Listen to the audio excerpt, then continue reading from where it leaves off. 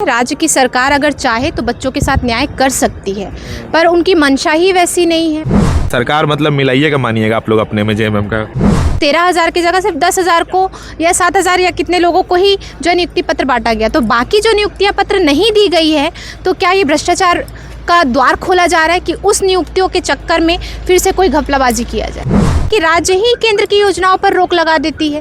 प्रधानमंत्री आवास योजना ही देख लीजिए, वहाँ पे रोक लग गया। वो आवास योजना को चला रही है, प्रधानमंत्री वाला रोक कर दिया। तो जब तक ये समन्वय स्थापित नहीं होगा केंद्र और राज्य के बीच में, मुझे नहीं लगता कि हमारी जनता को सही जो है मार्ग मिल पाएगा। हमारे साथ विधायक पूर्णिमा जी हैं। आप एक बात बताइए, अभी हम बाहर से आ रहे थे, बच्चों की ये मांग है आज से छात्रवृत्ति को लेकर के कि सरकार तो है ही जो नहीं दे रही है और फेंका फेंकी आपकी केंद्र की सरकार पर कर रही है। काफ़ी नाराजगी भी है उनके भीतर में कि आप लोग आपस में ऐसा कर दे रहे हैं और झेल वो रहे हैं। क्या कहिएगा इस पर? देखिए, ऐसा कुछ नहीं है। राज्य की सरकार अगर चाहे तो बच्चों के साथ न्याय कर सकती है, पर उनकी मंशा ही वैसी नहीं है। अगर मंशा होती तो आपने देखा नियुक्ति पत्र के माध्यम से कैसे धोखा दिया गया।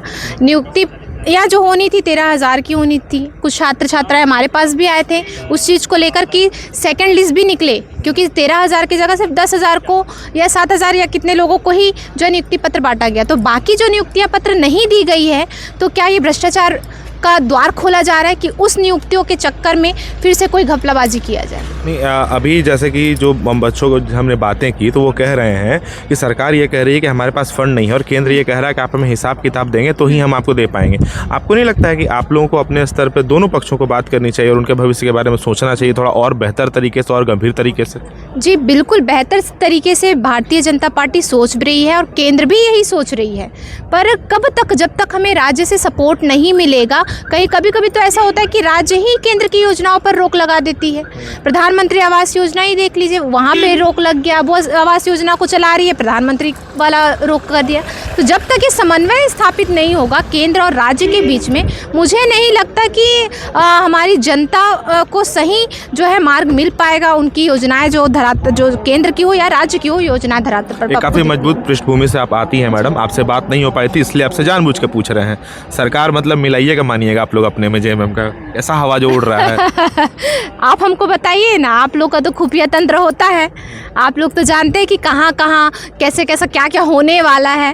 तो आप बताइए हमको कि ऐसा कुछ है क्या? हमको बोल तो दिए जितने मंत्री लोग हैं सरकार के कि बीजेपी वाला सब खाली अफवाह इतना उड़ा दिया है कि अब मतलब अफवाह का बाजार इतना गर्म कर दिया है कि लोग अब सवाल पूछने लगा। खाली लोग ऐसा ही करता है, जिस राज्य में सरकार नहीं होता है खाली अफवाह उड़ाता है, भ्रम पैदा कर देता है।